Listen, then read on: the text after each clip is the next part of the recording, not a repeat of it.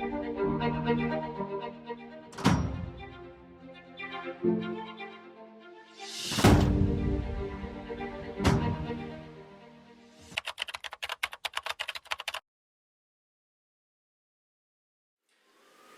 tout le monde, vous l'avez vu dans le titre, on va parler de l'inévitable Covid-19.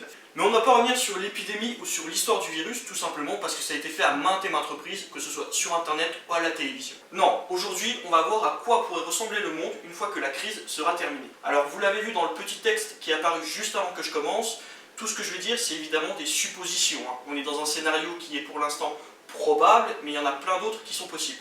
Donc j'insiste sur le fait que tout pour l'instant est au conditionnel. Pour faciliter la compréhension et pas trop m'éparpiller, j'ai découpé la vidéo en 3 parties. Une partie sanitaire, une partie géopolitique et une partie économique. Je vous mets les timecodes juste à côté si vous avez une partie qui vous intéresse plus qu'une autre. Et bien entendu, si la chaîne ainsi que la vidéo vous plaisent, n'hésitez pas à vous abonner à la chaîne et à activer la cloche des notifications pour ne louper aucune des prochaines vidéos. On est parti!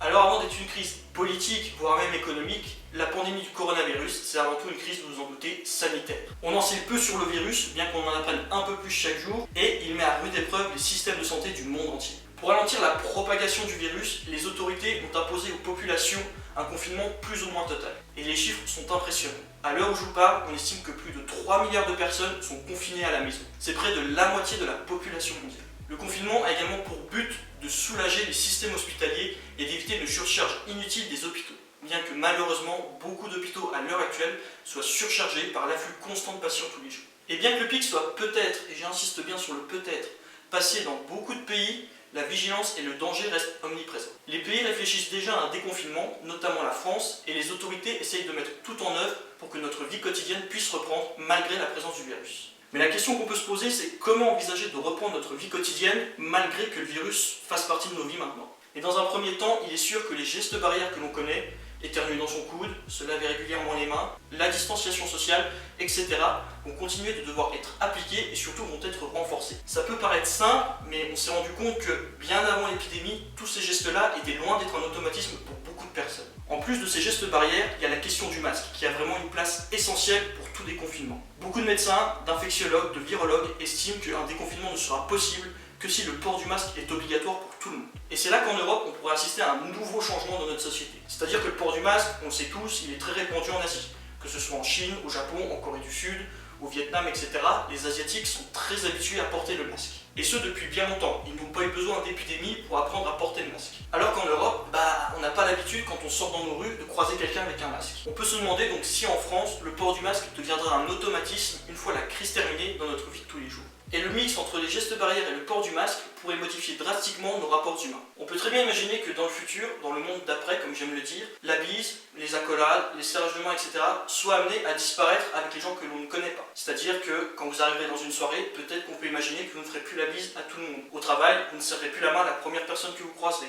Tout cela pourrait apparaître progressivement dans notre société et ça changerait beaucoup de choses. La bise, les accolades, le serrage de main, tout ça serait réservé au cadre amical et familial très proche. De toute façon, que ce soit les médecins, les infectiologues, les autorités, etc., un retour à la vie normale paraît peu probable tant qu'un vaccin ou un traitement efficace n'a pas été trouvé contre le virus.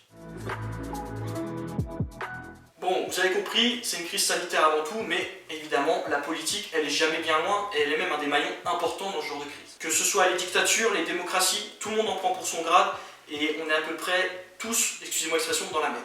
Si d'un point de vue européen, on prône l'unité et la solidarité européenne, dans les faits, c'est pas tout à fait ça. Et on va prendre l'exemple de la République tchèque. Le 22 mars dernier, la République tchèque a soi-disant intercepté par erreur 680 000 masques et respirateurs envoyés par la Chine à l'Italie. Pour rappel, le 22 mars, l'Italie était en plein dans l'œil du cyclone du coronavirus. Et finalement, cette crise, est-ce qu'elle serait pas un élément perturbateur de plus dans la crise politique qui est en train de traverser l'Union européenne? On le voit très bien en Italie. La population, les gouvernements italiens se sentent complètement délaissés par l'Union européenne et en particulier par la France et l'Allemagne qui sont ses plus proches voisins. Et les sondages qui sont parus ces derniers temps dans les journaux italiens ne devraient pas rassurer Bruxelles. 55% de la population italienne serait favorable à une sortie de l'Union européenne et ou de l'euro. Et il faut recontextualiser tout ça et se rappeler qu'une sortie de l'Italie de l'Union européenne aurait des conséquences, comme le Brexit, dramatiques pour la solidité et la souveraineté de l'Union européenne. Pourquoi? Parce que l'Italie, c'est un élément très important de l'Union européenne et c'est surtout l'un des 6 pays fondateurs. Donc un peu comme le Brexit, une sortie de l'Union européenne de l'Italie causerait un sacré bordel dans les institutions européennes.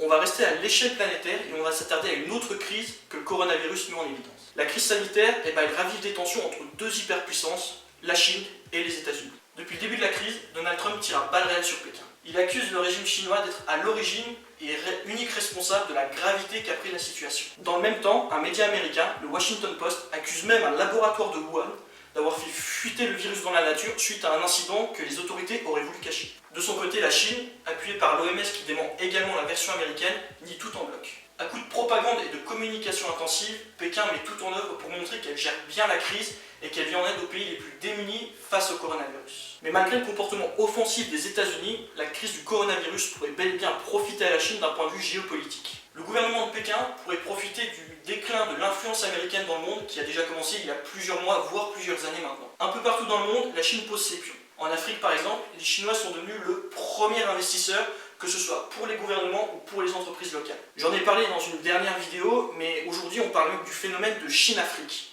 Et je vous mettrai le lien dans la description si vous voulez aller voir ça. Dans le monde post-Covid, les États-Unis devraient payer la gestion désastreuse de Donald Trump et de son administration quant à la crise. Le coronavirus a mis en évidence et a mis à mal le leadership américain dont on a l'habitude en temps normal dans ce genre de crise. Mais même si la Chine peut sortir vainqueur d'un point de vue géopolitique, il faut nuancer tout ça. Pour la simple et bonne raison que la victoire géopolitique entre guillemets de la Chine, elle ne dépend pas uniquement de la crise du coronavirus. En novembre 2020 doivent se tenir les élections américaines, et celles-ci pourraient rabattre totalement les cartes. Si le candidat démocrate Joe Biden venait à être élu, on pourrait assister à un apaisement des tensions entre les deux pays. En effet, Joe Biden, un peu comme Barack Obama, ferait revenir les relations entre les deux pays au statu quo qu'on a connu avant.